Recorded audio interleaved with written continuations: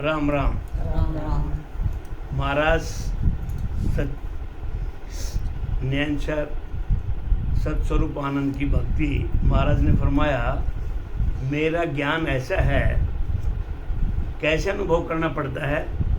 खोजी के पास न तो कोई साधन होता है, न कोई पुलिस वाले होते हैं, न कोई मशीन होती है, लेकिन एक खोजी उसके पैरों के हिसाब से उस चोर को पकड़ लेता है खोजी। दूसरा महाराज ने दृष्टांत बताया, नाड़ी वैद्य होते थे, वो नाड़ी के अनुभव से आदमी की बीमारी को पकड़ते थे। बीमारी को, जो आदमी इस बीमारी से पीड़ित था, ऐसे महाराज राग गाते हैं। अब कैसे कैसे रागी होते हैं, उसके अनुभव में गाया जाता है।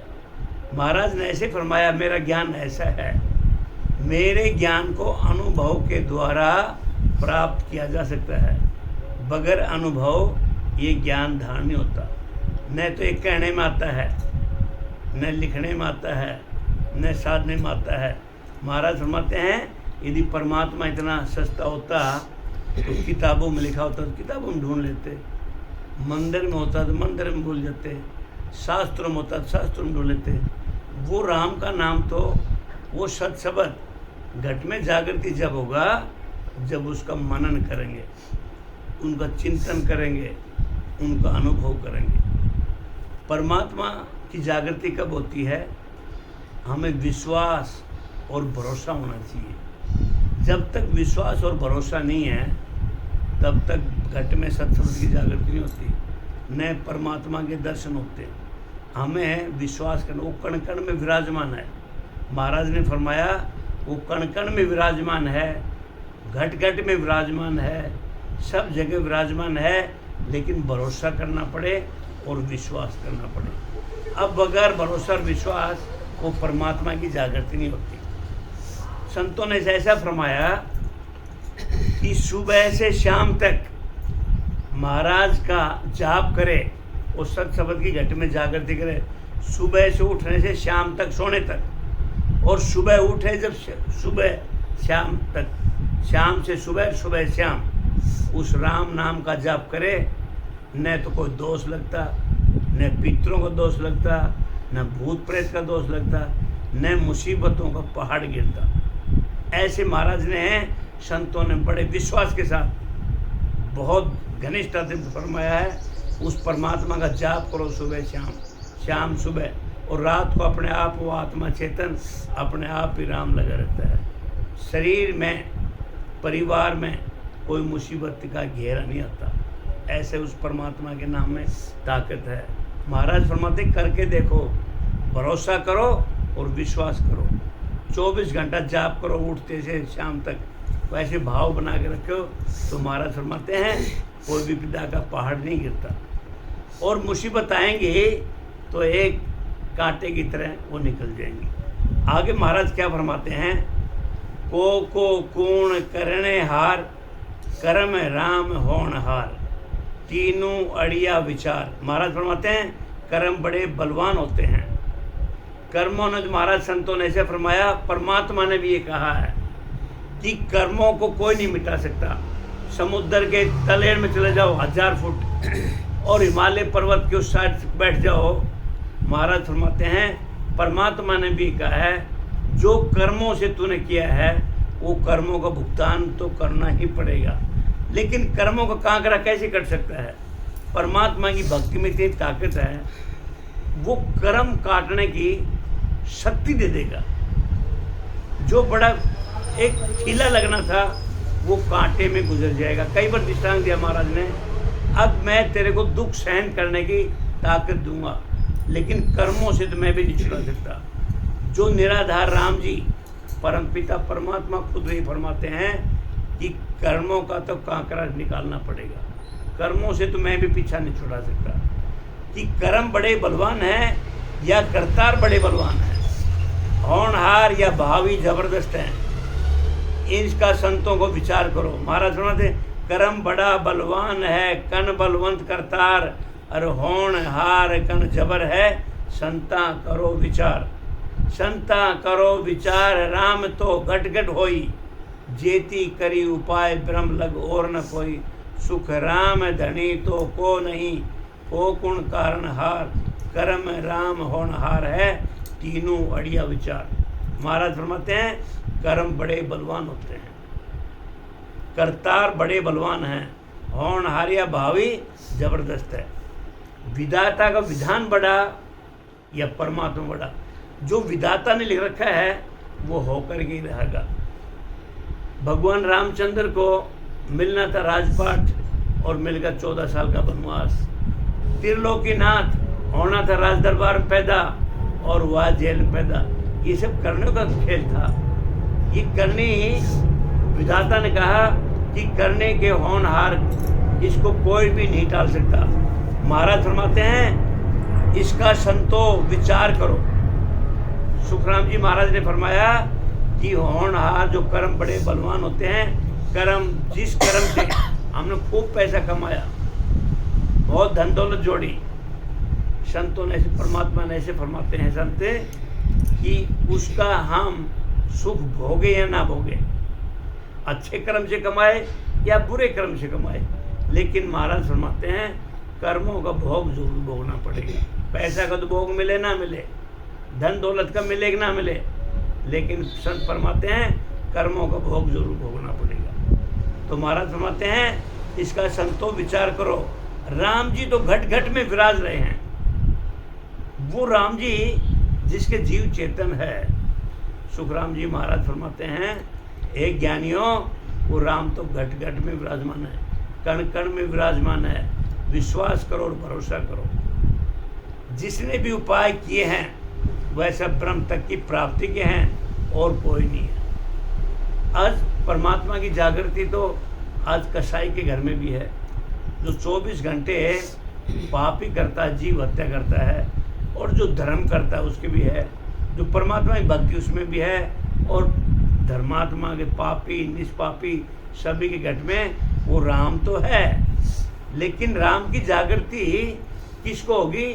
जो उस परमात्मा सदगुरु की शरण में जाएगा, जो उस परमात्मा का सिमरण करेगा, उसके घट में जागृति होगी।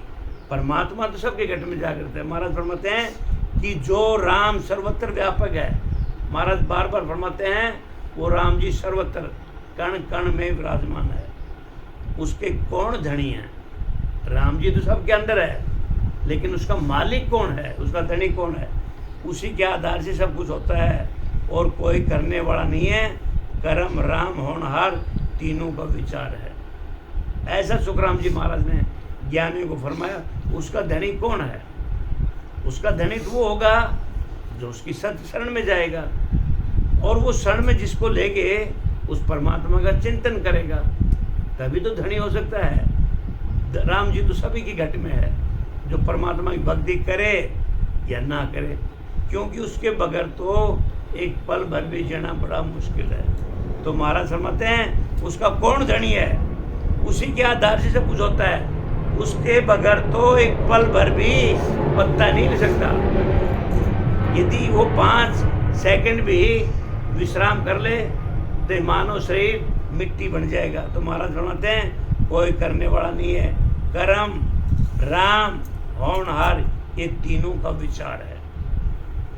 फिर आगे फरमाते हैं कर्म राम तो एक है, देखो ज्ञान विचार, बिन चेतन करतार रे, कहो कौन करने हार, कहो कौन करने हार, ब्रह्म माया सब की, आद अंत अरु मध्य कबू न्यारा नहीं देखी, सुख राम समो होनहार रे, पूला जे न्यारी होय, ये करता बस को नहीं, सुन ज्ञान को तो। महाराज फरमाते हैं ज्ञानियों को, हे ज्ञानी ज्ञान से विचार करके देखो कर्म तो एक ही है।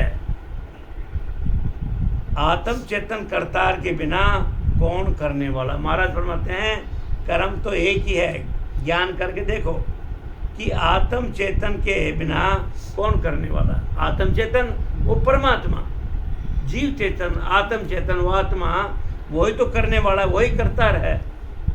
ब्रह्म वो माया दोनों साथ है। महाराज फरमाते हैं ये मानव शरीर के अंदर ब्रह्म भी है माया भी है, जीव भी है माया है ब्रह्म है, ये दोनों साथ है।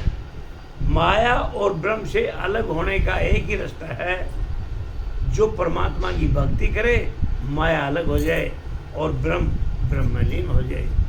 महाराज फरमाते हैं दूध पानी का निर्णय कौन कर सकता है? वो हंस ही कर सकता है। दूध को दूध रख दे और पानी को पानी। तो महाराज फरमाते हैं कि ब्रह्म और माया इस शरीर के साथ दोनों हैं, आदि से लेकर अंत तक।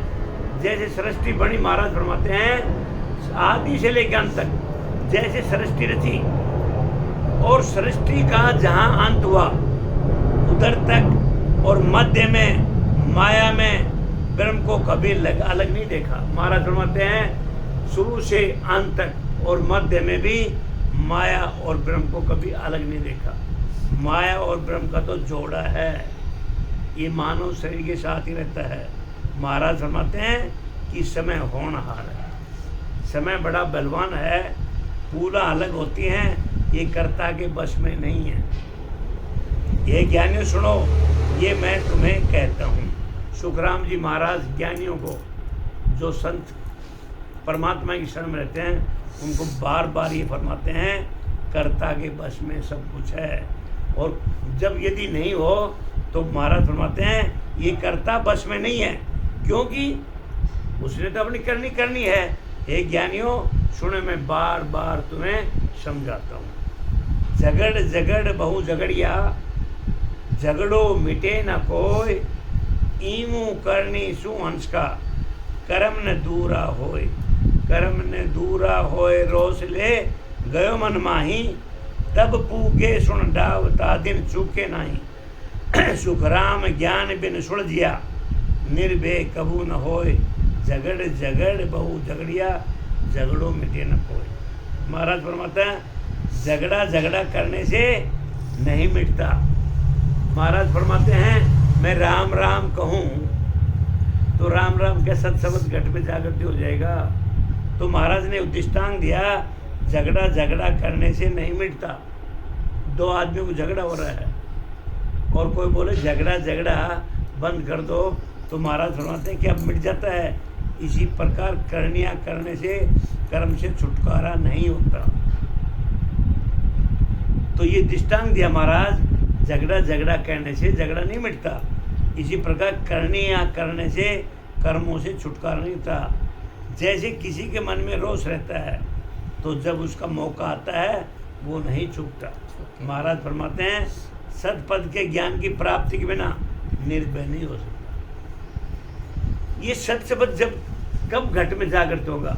महाराज बार बार सत शब्द हर ग्रंथ में लिखा है, कृष्ण भगवान ने भागवत में लिखा है कि उसको निराधार को, उस अविनाशी को भजो, 24 घंटा उसका भजन करो, उठते बैठते। तुम्हारे को अर्जुन को समझा रहे बार बार, ये 8वां अध्याय में लिखा है, तुमने उस अमरलोक में जाना है तो उस अविनाशी का भजन करो और बार बार अभ्यास करो, उनका अनुभव करोगे तो अमरलोक का पट्टा मिल जाएगा। ऐसे तुलसीदास जी ने कहा, ऐसे सुखराम जी महाराज बार बार फरमाते हैं। अब उस सत्शब्द के ज्ञान की प्राप्ति बगैर निर्भय नहीं हो सकती। निर्भय वही हो सकता है जो सतगुरु की शरण में जाएगा और घट में सत्शब्द की जागृति होगी। सत्शब्द की घटी में जब तक जागृति नहीं हो सकती जब तक हम उनकी शरण में नहीं जाएंगे, क्योंकि शरण के जाए बगैर ये विषय विकारों का, करनी कर्म का कांकरा नहीं मिट सकता। जब तक विषय विकार, अहंकार, ये सब मानव देह में प्रकट हैं, ये मानव रूपी घड़ा विषय विकार, महाराज ने कल ही तो फरमाया, विषय विकारों से भरा है, तेर मेर से भरा है, पाप पुण्य से भरा है। इस मानव रूपी घड़े को खाली करना पड़ेगा जब सत्शब्द की जागृति होगी। और सत्शब्द की जागृति के बगैर ये निर्भय नहीं हो सकता। आदमी पत्थर को देव क्यों मानता है? पत्थर को भरोसा बना के बैठा है, लेकिन घट में सत्शब्द की जागृति नहीं करता। उस मंदिर में गया, उसमें गया, आज ये किया, ये किया। महाराज फरमाते करनी कर्म है। तो जब तक सत्शब्द की जागृति नहीं होगी ये सब माया का लोपम लोप है। इसे मरण जीना पीछा नहीं छूट सकता, दुखों का कांकरा नहीं छूट सकता। करनी कर्म महाराज फरमाते हैं यदि करनी कर्म से तेरे को निर्भय होना इस संसार में तो उस परमात्मा का भजन कर, उसको चिंतन कर और इसके ऊपर भरोसा रख और विश्वास रख, तू निर्भय हो जाएगा। राडा राड भागसी अनसू भूख न जाए, जल सू तिरसा न बुझे, बहु जल पियो आए। बहु जल पियो आए, नींद सू नींद न आवे, यूं करनी सू कर्म को छह न आवे। सुख राम कहे वो चीज कहो, ए फेर न लागे आए, राडा राड न भागसी अनसू भूख न जाए। महाराज फरमाते हैं राड से राड नहीं मिटती। कितने दृष्टांत देते हैं, खाली कहने से बोलने से गुड़ गुड़ कर दे तो क्या गुड़ से मीठा हो जाएगा। महाराज ने झगड़ा झगड़ा बताया, राड राड बताई। महाराज का तो भजन करना पड़ेगा और सदगुरु विधि से करना पड़ेगा। फिर महाराज फरमाते हैं उस परमात्मा का पराक्रम देखो, इस भवसागर से कैसे नैया पार होती है। तुम निर्भय हो जाओगे, किसी चीज का डर नहीं लगेगा। महाराज फरमाते हैं राड से राड नहीं मिलती, अन्न से भूख नहीं जाती, बहुत पानी पियो जल से प्यास नहीं बुझती, बहुत नींद निकालो नींद नहीं जाती। ये ध्यान सुन लेना, पानी पीते प्यास जाती है लेकिन फिर प्यास लग जाती है। भूख एक रोटी खा लिया भूख जाती है थोड़ी देर के लिए, फिर ये दृष्टांत दे रखे हैं, फिर भूख लग जाएगी। महाराज फरमाते हैं ऐसे करनिया कर्म है कि करने से, इस तरह करनिया करने से कर्मों का क्षय नहीं आता, यानी कर्मों से अलग नहीं हो सकते। हम पूजा किया करने कर्म आदमी 7 दिन कापो कर वो भगवान की शक्ति देड़ी है। हाँ की शक्ति देड़ी है, तो बार आदमी 7 दिन कापो करे। हाँ शक्ति की देड़ी है। तो महाराज ने यही तो दृष्टांत दिया, जैसे करनी कर्म करते हैं, हवन करते हैं, यज्ञ करते हैं, तपस्या करते हैं, रामायण करते हैं, भागवत करते हैं, जितने भी करनिया राम जी की भक्ति को छोड़ करके, सच्ची भक्ति है राम की भक्ति, इस भक्ति को छोड़ के महाराज फरमाते हैं कि करनिया कर्म की तरह, जैसे खाने से भूख नहीं मिटती, पानी पीने से प्यास नहीं मिटती, राड करने से राड नहीं मिटती, तो महाराज फरमाते हैं ऐसे ही करनिया कर्म करने से क्षय नहीं आता, यानी कर्मों से अलग नहीं हो सकते। महाराज फरमाते हैं चीज यानी वो ज्ञान बताओ जिसे प्राप्त कर इन कर्मों को नहीं भोगना पड़े। वो कर्म इसमें नहीं है, वो राम जी की भक्ति है जो सच्ची भक्ति है। इसको घट में उतार लो फिर भूख नहीं लगती। बाकी भक्ति महाराज ने बताया करनी कर्म के जितने संसार में बार बार महाराज ने फरमाया इस आंखों से दिखाई देता है, और जितनी भक्ति हैं वो सब माया का लेखा जोखा है। वो सुख दुख लगे रहेंगे, आनंद आएगा ऐसा नहीं है। पुण्य करते हैं उसका भोग सुख भोग मिलेगा, पाप करते तो पाप का मिलेगा। महाराज ने तो लिखा ही नहीं है अब तू पुण्य कर्म करा उसका फल नहीं मिलेगा, फल मिलेगा लेकिन बंदे तेरे को जैसे भूख लगती है ना, और रोटी खाया फिर भूख लग जाती है, वो करनी भक्ति ऐसी है। आज भक्ति कर लिया, आज मैंने सत्यनारायण कथा कर ली, फिर 6 महीने के बाद वो आना है भागवत कर, लेकिन ये राम जी की भक्ति ऐसी है दोबारा करने की जरूरत नहीं। जिसने ये खा लिया उसको भूख नहीं लगती, कहने का भाव वर्ती है सत शब्द की ऐसी सच्ची भक्ति को। राम नाम सत्य है और सत्य बोले गत है, इससे बड़ा राम का नाम, इसके बड़े भक्ति महाराज ने बताया इस संसार में कोई नहीं है। यदि भवसागर से पार उतरना है तो राम की भक्ति करो। राड साचू सुभागसी भूख शब्द सु जाए, सतगुरु ऐसी चीज फल फल अमर देव लाए, फल अमर देव लाए, जोग तो रोग कमावे, यूं गुरु पद में समझ हंस परम मोक्ष दावे, सुख राम ब्रह्म लग ज्ञान सो, वे झूठा जग माए, राड साथ सु भागसी भूख शब्द सुन जाए। महाराज फरमाते हैं लड़ाई सत्य से दूर होगी, झगड़ा झगड़ा करने से राड़ राड़ करने से नहीं जाएगी, लड़ाई सत्य से दूर होगी। जन्म मरण से रहित होने की भूख सत शब्द से जाती है। महाराज फरमाते हैं यदि जन्म मरण से जाना है, जन्म जन्म से रहित होना है, तो ये भूख सत शब्द से जाएगी। सत शब्द की जब तक घट में जागृति नहीं होगी तो महाराज फरमाते हैं ये जन्म मरण की भूख लगी रहेगी। यदि जन्म मरण से पीछा छुड़ाना है तो सत शब्द की शरण में जाना पड़ेगा, उस परमात्मा का भजन करना पड़ेगा। लड़ाई है जो सत्य से ही दूर होगी। सदगुरु ऐसी चीज़ अमर फल ला कर देते हैं, जो यानी अष्टांग योग की साधना से शरीर के रोग दूर होते हैं। इस तरह गुरु पद में समझने से हंस को परम मोक्ष की प्राप्ति होती है। महाराज फरमाते हैं ब्रह्म तक की प्राप्ति के लिए सब ज्ञान से जन्म मरण नहीं मिटते, ऐसा महाराज ने फरमाया।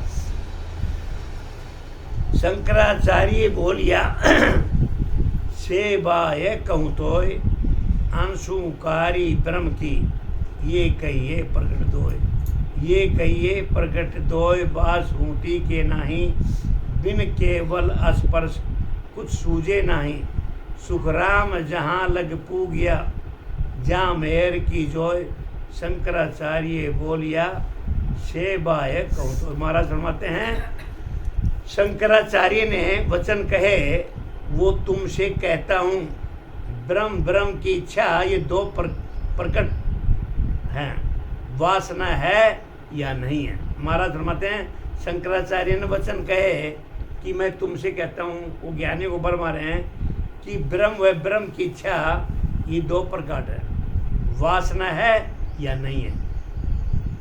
केवल पद की प्राप्ति के ज्ञान के बिना ब्रह्म की इच्छा की बात समझ में नहीं आती। महाराज ने फरमाया केवल पद की जो प्राप्ति है तब तक वो ज्ञान नहीं मिलेगा, तब तक कोई ब्रह्म की इच्छा की बात समझ में नहीं आती। जब तक सत्संग में नहीं जाएंगे, वो केवल प्राप्ति के ज्ञान नहीं लेंगे, तब तक महाराज फरमाते हैं ये ब्रह्म की इच्छा की समझ में बात नहीं आएगी। क्योंकि सत्संग में नहीं जाए बगैर वो महाराज फरमाते हैं कि ये जो केवल पद की भक्ति है, इस भक्ति में जाए बगैर वो ब्रह्म का ज्ञान समझ में नहीं आता।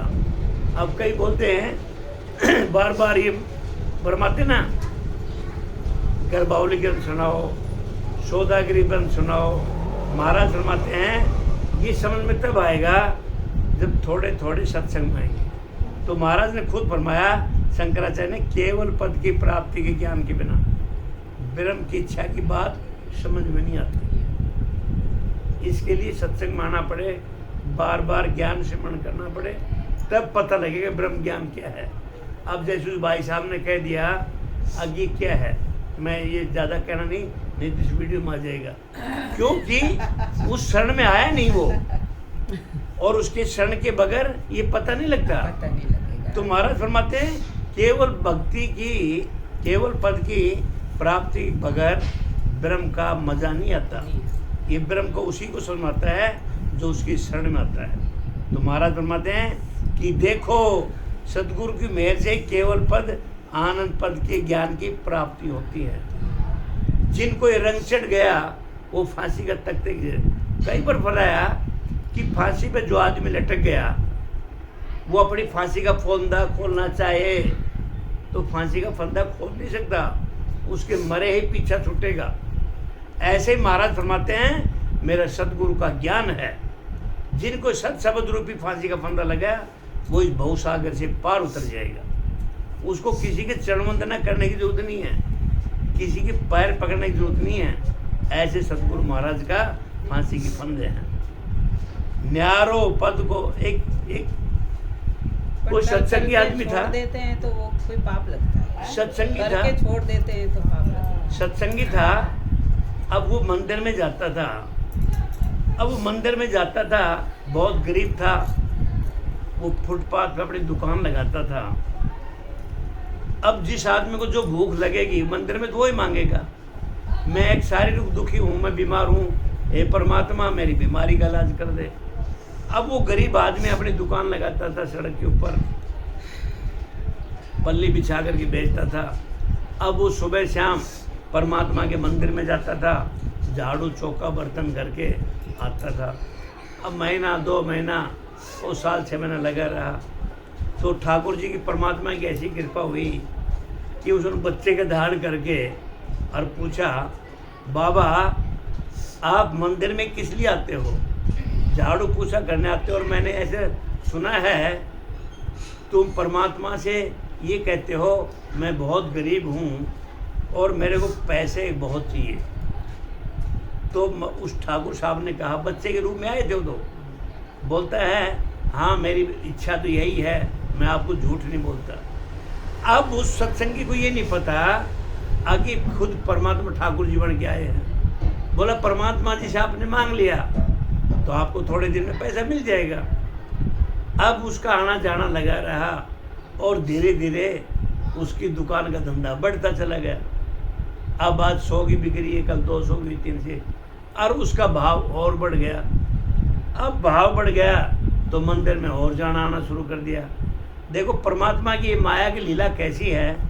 उस धन से वो इतना विचलित हो गया, वो धन को संभाल नहीं पाया। परमात्मा ने इतना धन दे दिया कि उसका मंदिर ही छूट गया। अब मंदिर छूट गया तो बच्चों के बड़े बड़े घरानों में शादी हो गई, बड़े बड़े व्यापार हो गए। लेकिन ये माया का चमत्कार देखो, उस माया ने ऐसा खेल रहा, उसको बेचैनी होने शुरू हो गई। ये माया को संभालना बड़ा टेढ़ा खीर है। एक परमात्मा महाराज फरमाते बार बार कहते हैं, यदि तेरे को निर्भय होना है तो तू सत्संग में आ जा, तू परमात्मा का भजन कर ले, तू चिंतन कर, चिंता मत कर। बार बार यही फरमाते हैं। निर्भय होना है तो सदगुरु की शरण में आ जा। अब उसको कई दिन में 2-4 साल के बाद वो मंदिर में गया। मंदिर में गया तो वही ठाकुर साहब खड़े, बच्चे, अरे संत तुम तो बहुत 4 साल के बाद आए, अब तुमने मंदिर ही छोड़ दिया। तो वो बोलता है तेरे को ऐसा 5-4 साल के मैं इतनी देरी क्यों हो गई? और वो रोने लग गया। बोलता है महाराज मेरे से बड़ी गलती हो गई और मैं इस धन दौलत में ऐसा फंसा, मेरे पास पैसा तो बहुत है लेकिन मेरा मन का चैन नहीं गया। मन में इतनी विविधताएं होगी, शारीरिक इतनी विविधताएं होगी, ये मन है ये 24 घंटा विचलित रहता है।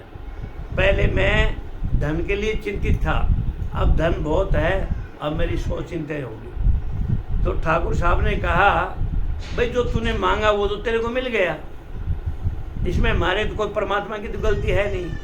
अब वो संत कहता है हे परमात्मा मेरे को धन नहीं चाहिए, मेरे को चैन चाहिए।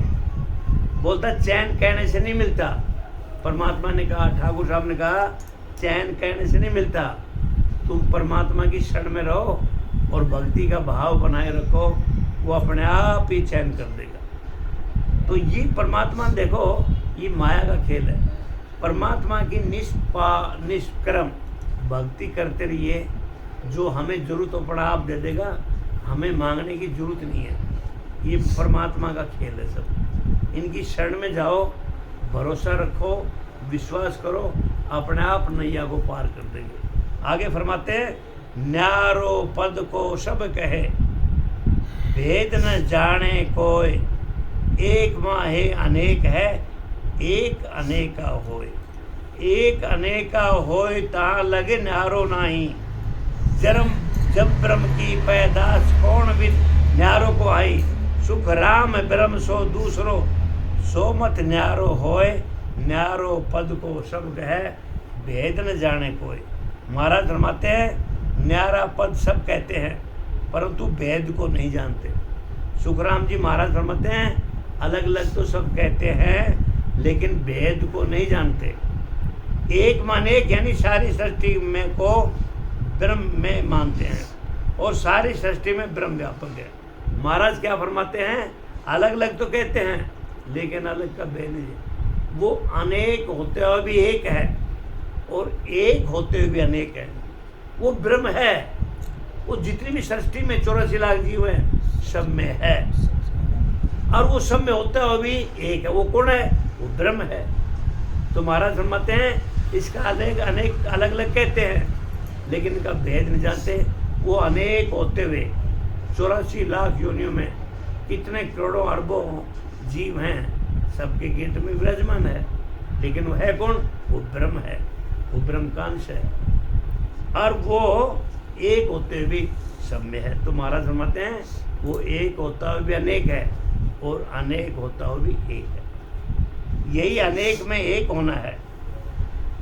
जो सब ब्रह्म से पैदा हुआ तो उसका न्यारा कैसे कह सकते हैं? महाराज फरमाते हैं अरे अलग अलग तो कहते हैं, लेकिन महाराज फरमाते हैं न्यारा का पद सब कहते हैं लेकिन भेद नहीं जानता। तो महाराज फरमाते हैं उसको न्यारा कहे, वो सब ब्रह्म से पैदा हुए। महाराज फरमाते हैं ब्रह्म के पद से दूसरा पद है वो अलग है। जल सु उपजी चीज रे सो जब एक ही होय, यूं मुख चढ़िए सुन नाव में न्यारो नाव न कोय। न्यारो नाव ने कोय समझ को फेर, नेट सो पर ले जाओ सुख राम नाव न्यारो तको। कबू न पावे कबू तोय, जल सु उपजी चीज रे सो सब एक ही होय। महाराज फरमाते हैं जल से पैदा होने वाली चीज़ें सब एक ही होती हैं। इसी तरह महाराज फरमाते हैं जल में पैदा होने वाली चीज़ तो अलग हो ही नहीं सकती। इसी तरह जो नाव और वाणी पर आता है, जो नाम वाणी पर आता है वो न्यारा नहीं है। महाराज ने दृष्टांत दिया कि जल में जितने भी जीव जंतु पैदा होते हैं वो सब एक ही होते हैं। ऐसे महाराज फरमाते हैं जो नाम आता है वाणी पे वो न्यारा नहीं है, ये समझ का फेर है। इसमें जो इनकार करता है वो परले यानी जन्म मरण में आता है। जिनको विश्वास नहीं है इसमें फेर फार करता है तो महाराज फरमाते हैं वो जन्म मरण के चक्कर में लगा रहता है। महाराज फरमाते हैं जो नाम न्यारा है उसकी प्राप्ति कभी नहीं हो सकती। वाणी व श्वासा के आधार के शब्द एक है, वो अलग नहीं है।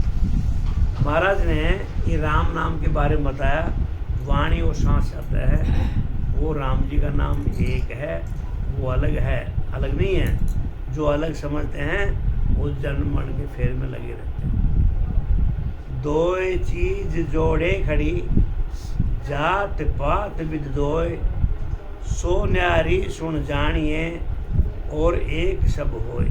और एक सब होय भेद ऐसो कोई पावे, यूं न्यारो नाम सोज कोई मोय बतावे। सुख राम ब्रह्म बिन नाम रे, सो सुन बीजो होय।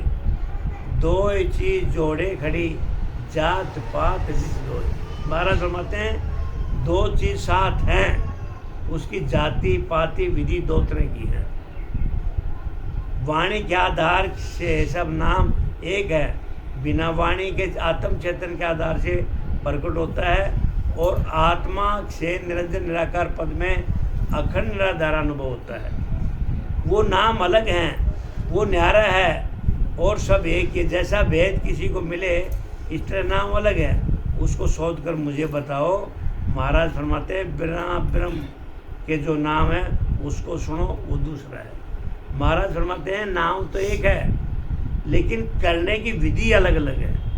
महाराज ने फरमाया भाई मेरे अणुवे ज्ञान में तो श्वासो श्वास जो सुरता से भजन करता है उस नाम के आधार पे जो भजन करता है वो अलग है, और जो जीव के आधार पे करता है, शंखनाद से करता है, वो नाम का आधार अलग है।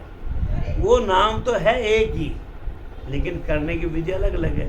उस नाम से करोगे तो जन्म मरण में आना पड़ेगा, और शंखनाद से बंकनाद का जो करने की विधि है उसका जन्म मरण से पीछा छूट जाएगा।